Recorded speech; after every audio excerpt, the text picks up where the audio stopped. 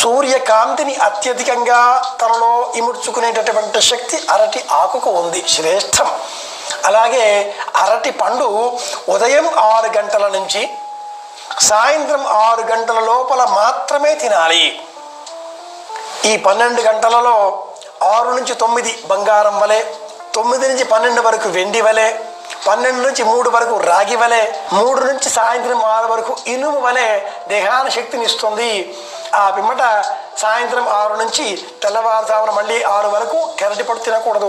కదలి నకదాచన అని కూడా ధర్మం చెబుతుంది.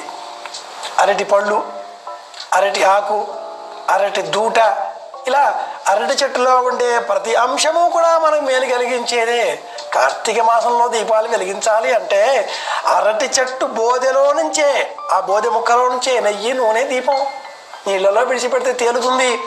నీళ్ళలో కొట్టుకుపోయేవాడికి కూడా అరటి చెట్టు